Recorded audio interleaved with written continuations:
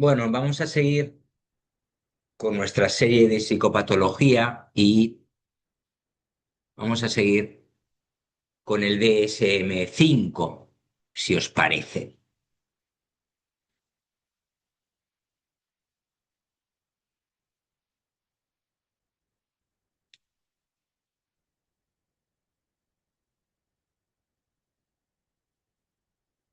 Bien,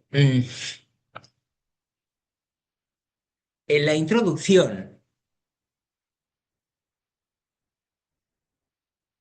encontramos que el desarrollo del DSM-5 abarcó 12 años con esfuerzos colaborativos para mejorar el diagnóstico de trastornos mentales, centrándose en la fiabilidad, el tratamiento y la documentación en salud pública, al tiempo que incorporaba enfoques dimensionales.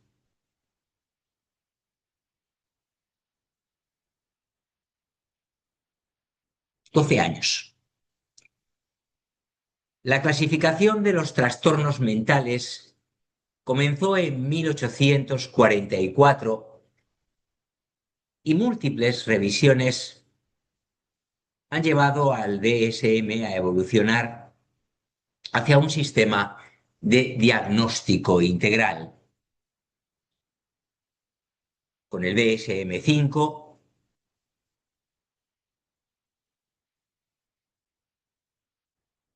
construyendo, sin duda, sobre ediciones anteriores.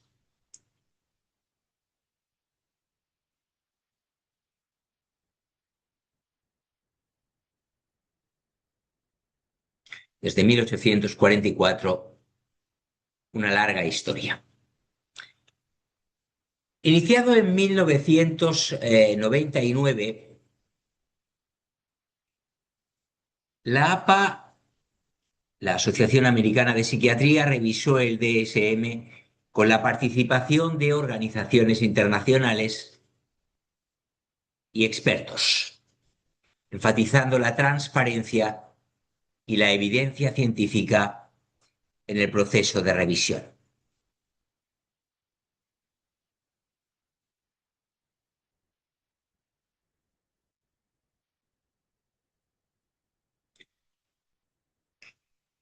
Los grupos de trabajo propusieron cambios basados en evidencia para los criterios de diagnóstico, enfocándose en la utilidad de la investigación mientras mantenían la continuidad con versiones anteriores del DSM.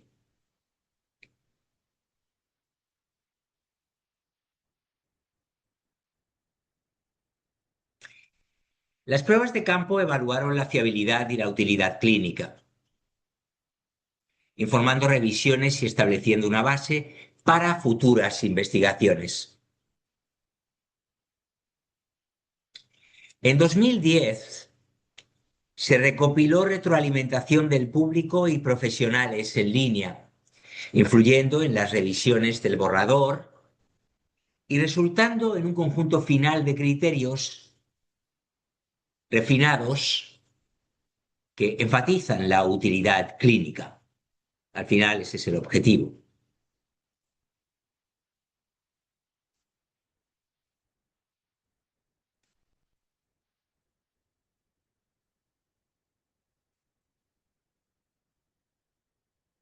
Los comités proporcionaron un escrutinio científico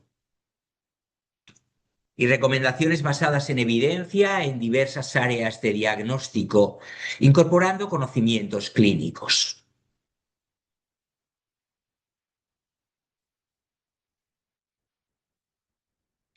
El marco del DSM-5 mejora la aplicabilidad y usabilidad clínica,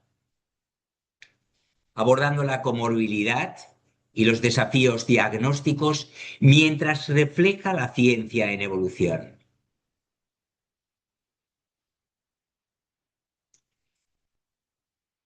Los esfuerzos para alinear el DSM-5 con la CIE ICD-11 facilitaron las estadísticas de salud global y el tratamiento, pero enfrentaron algunas discrepancias.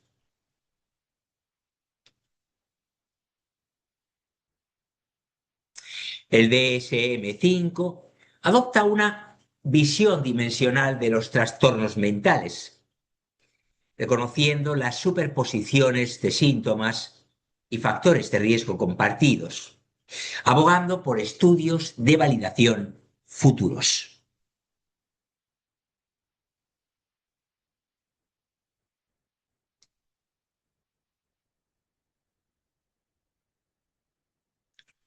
El manual mejora la utilidad clínica, como hemos dicho, organizando el contenido en torno a procesos de desarrollo, promoviendo la comprensión de los trastornos a lo largo del ciclo vital.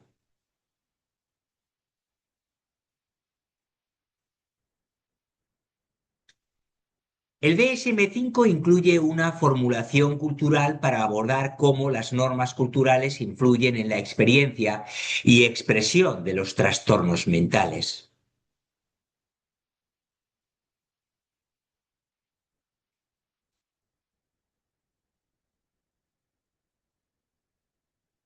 Interesante este último punto.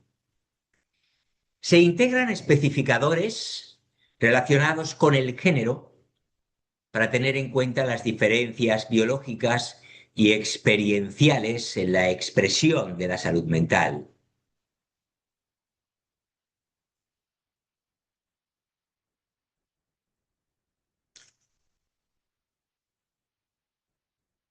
Se introducen nuevas categorías para casos atípicos, proporcionando flexibilidad diagnóstica para los clínicos.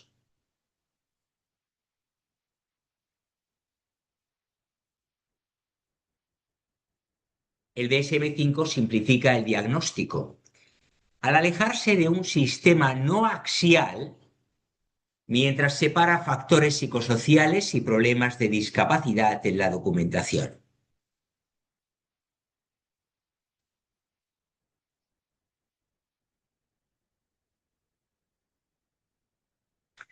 Por último, es importante que sepáis que se proporcionan recursos suplementarios en línea para mejorar la adaptabilidad y accesibilidad de herramientas de evaluación adicionales. Bien,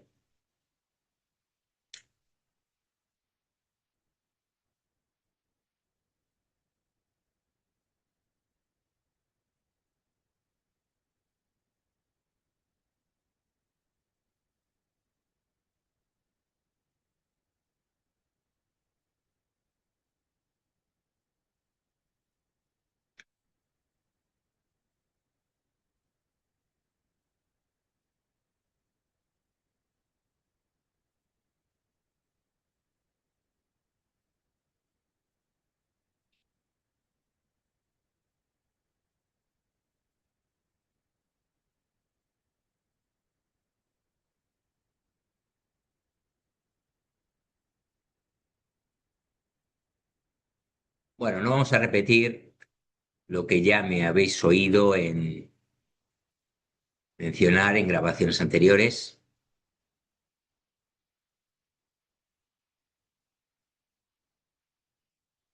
En particular, recordad el índice del DSM-5, conceptos básicos, en la sección primera.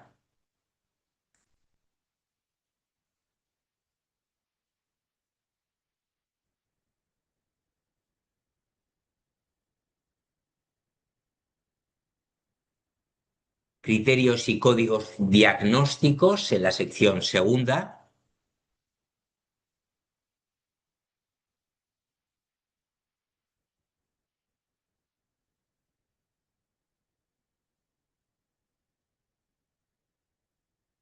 Medidas y modelos emergentes en la sección tercera.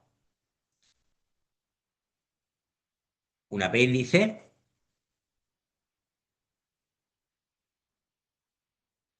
También encontraréis en muchas ediciones un índice analítico.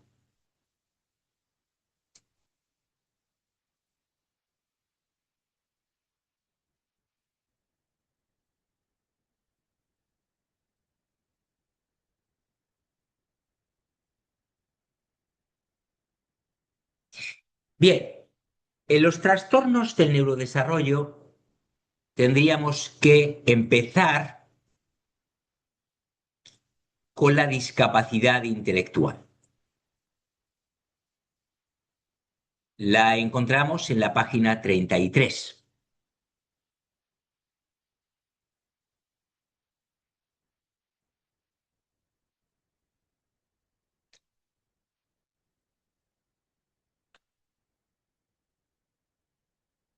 Hay que especificar la gravedad actual de la discapacidad intelectual en cuestión.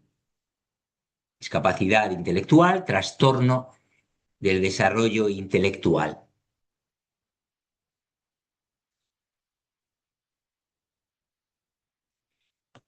Podemos encontrar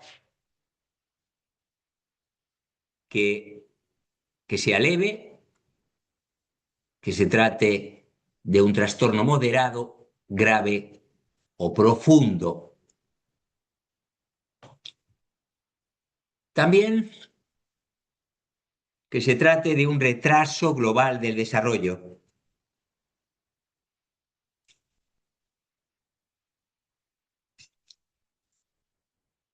O de una discapacidad intelectual o trastorno del desarrollo intelectual, que son expresiones sinónimas no especificadas.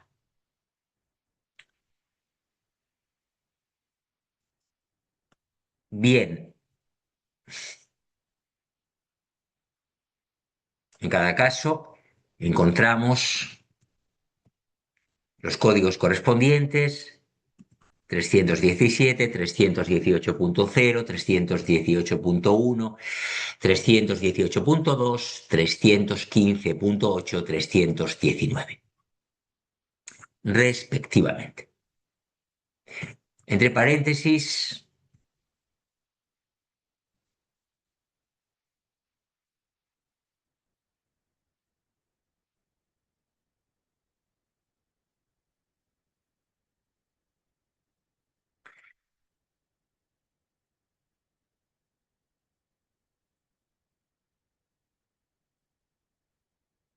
el código CIE 9MC seguido del código CIE 10MC.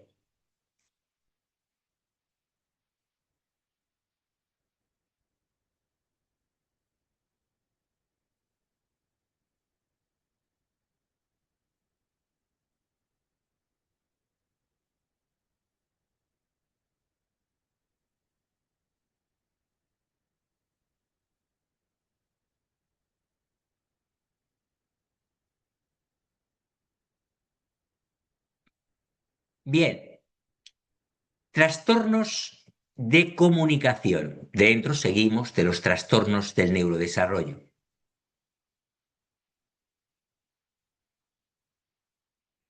Trastornos de la comunicación. Nos encontramos con el trastorno del lenguaje, con el trastorno fonológico, con el trastorno de fluidez de inicio en la infancia, el tartamudeo de toda la vida. Y aquí tenemos que hacer una nota. Los casos de inicio más tardío se diagnostican como 307.0, F98.5, CIE10, trastorno de la fluidez de inicio en el adulto.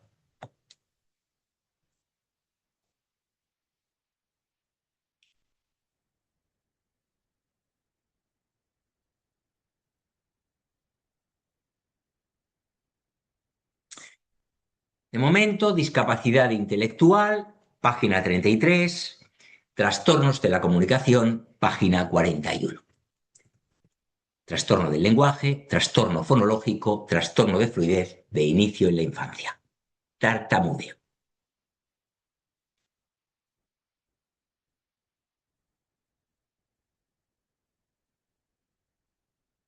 Um,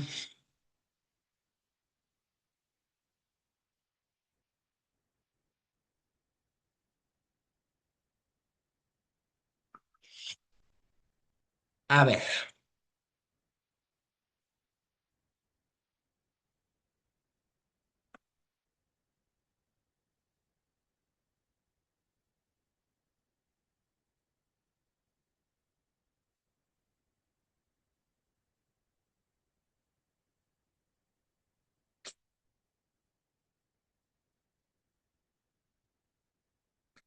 veamos.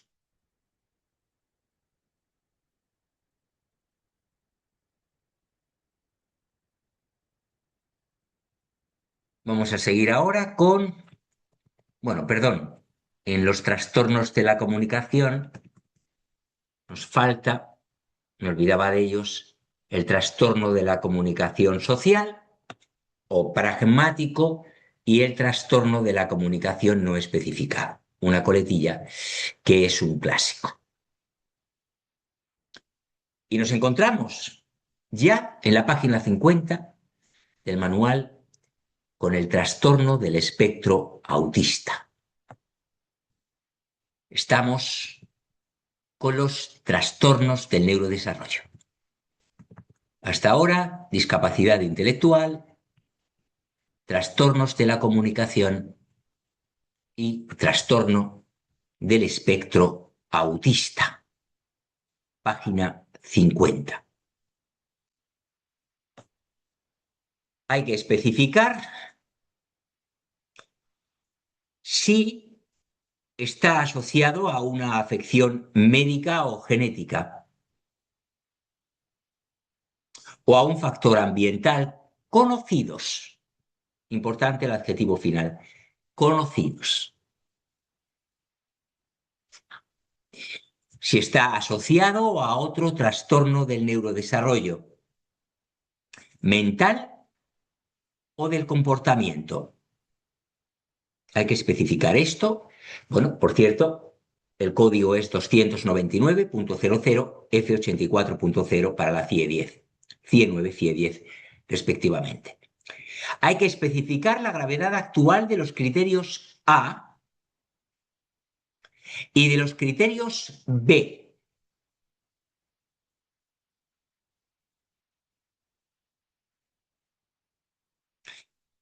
Si necesita ayuda muy notable, si necesita ayuda notable o si simplemente necesita ayuda.